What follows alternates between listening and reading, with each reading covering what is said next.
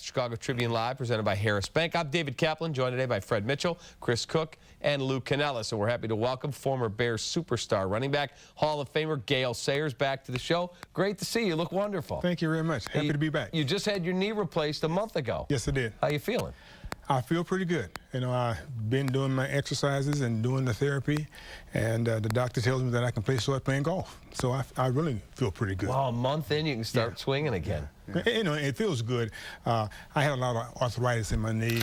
I had some old scar tissue, was about 1.5 inches thick, and they had to really clean that out. And for the 8 days into the operation, it was really tough. It's a tough operation. But after First that, 8 days. Yeah, I'm fine right now. Good for you. The only way to slow down the Kansas Comet, right? That's exactly right. Now, the Bears go out and make a huge move in the offseason, stunning a lot of people around here.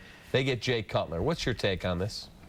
Well, you know, Jay had 3 good years with Denver, and I think he can be a quality quarterback. I think he's really the first really good quarterback we've chosen since Sid Luckman, probably. Right. But I think he can do a good job, but one man can't do it all. You know, he still needs probably another wide receiver, and the Bears need some defensive backs and people like that. So they got to have more than one player out there. And if you can get the team into a position where they got the players that they can win with, well, then they should be pretty good. Well, certainly they should make the Bears' offense less predictable. Right. They have more options. And Go downfield a little. Go downfield, yeah. And Gale certainly can attest to the fact that when he was playing, it was Gale to the left, Gale to the right. And other teams knew it, and they still couldn't stop him. But this Bears offense has a lot of potential, I think, with Matt Forte. The tight ends are good receivers, Olsen and those guys. So I see this as being a plus. I'll be honest with you guys. I was out at their final OTA. Actually, their final OTA is tomorrow, but the last time they took the football field for these OTAs, I was out there earlier today. And after talking to Lovie Smith and talking to Jay Cutler and knowing a little about what's going on inside the organization, I really don't think the Bears are a major player for Plaxico Burress or Brandon Marshall. No. They feel real comfortable with the wide receiver core as is. Which is amazing. They got 2 guys that have ever caught a pass in the league. They believe, Cap, that, you know, Jay Cutler will take average wide receivers and make them good. And as you said, Fred, whether you want to believe it or not, this is still a team that will run the football first and throw the football second. Now, my question for you, Gale, is Tony Dungy, the terrific coach who led the Colts to a Super Bowl a couple of years ago, came out because he's now a member of our side of the business, the media business, for NBC this coming season, and he questioned the maturity of a Jay Cutler. Do you fear that Jay Cutler's maturity will hamper his play with the Bears?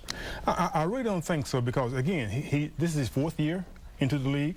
Well, you know, he's a veteran now, and he's played with Denver and did very, very well with them. So I think he's the right quarterback, right player for the Bears. And, again, I think we still need some other players, and if we can get another wide receiver and get some offensive linemen, protect him, I think he can be a great pick for the Bears. And also, Gale, you're right, and I think the defense has really got to pick it up. And a lot of people point to the fact that Denver didn't make the playoffs, losing their last 4 games, 3 games, and but Denver's defense didn't do them any favors in stopping anybody. Your take on Matt Forte, good young prospect. A great young prospect. You know, he did a great job last year, and I think they're going to use him a little bit more this year, probably on some more swing passes and things like that, get him out in the open. But I like him very, very much, and I think he has nothing but great things ahead of him. I don't know the exact number, but he was about 76% of their offense between running the football 300-plus times and leading the team in receptions with about 62 or 63 on the season. Do you worry at all that they've worked him too much in his rookie season and possibly he might break down in his 2nd year? No, I don't think so. I don't know how many times I carried the ball during my rookie season, because I ran back punt returns, I ran back kickoff returns, and plus from the line of scrimmage. So, and I felt good after the season. But I think he's young enough and he's skilled enough to do well in his 2nd year. When you tore up your knee in the Kermit Alexander hit, it was your left knee, correct? Had it been in today's times with today's medical technology, how much do you think that would have prolonged your career? Because back then, they didn't know that much about ACLs. You know, I probably could have played another 4 years. But that's probably all. And so that 4 years, I would have played in the league, 10 years. 10 years. But, the technology back then wasn't really good. And so they told me to quit. But I wanted to prove that you can come back from a knee injury and do it if you work out and give the effort during the off season. And I came back and led the league in rushing the next year. And another thing we were talking earlier, Gale, about steroids in baseball, of course, and the harm that's done. But you and I, during the book, talked about the painkillers that you guys had to take.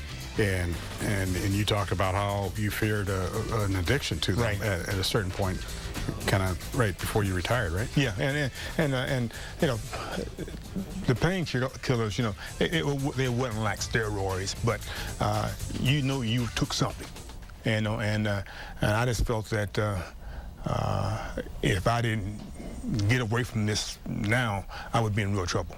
Because I going into my last couple of years, dependent on them. Yeah, I really was, no question about it. But painkillers for you, obviously you didn't take them, but for other players in the NFL, it was all about surviving and keeping your NFL career going. Steroids today is to help that player get from making $3 million a year to $13 million a year. Does it surprise you that players today will do whatever it takes, put whatever they have to in their body to reach that level? Well, it doesn't surprise me, but I think that they should know what will happen to them, when they take this stuff and in the years to come. And a lot of them don't even think about that. Again, they think about making all the money they can make. Tell us about the Sports Legend Challenge. Well, it's going to be a poker tournament, a golf tournament. Sign me up for the first two. Right. It's going to be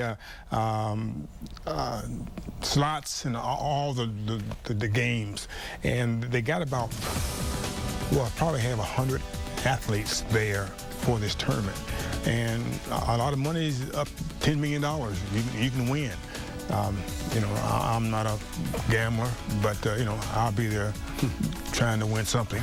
But it should be a nice tournament. It's September the 14th through the 17th in the Bahamas, and you got a lot of good people. And the thing about what I like about it, you got Jim Brown coming, you got Bart Starr coming, you got a lot of players that I played with and against, and they are great players, and these players made the game what it is today. Right. Well, these players of today are walking on their shoulders, and so. But it's a lot of players there that I'm looking forward to seeing. Not to to play gamble with them. I just want to see them because they were my idols when I was coming up. We appreciate you taking time for us, and maybe I'll get to see you in the Bahamas. Okay, thanks. Sounds like a great trip. It should be. And congrats on all your success. Thank you very much. Heck of a player. We have to take another quick time out on this Wednesday edition of Chicago Tribune Live. There's more football.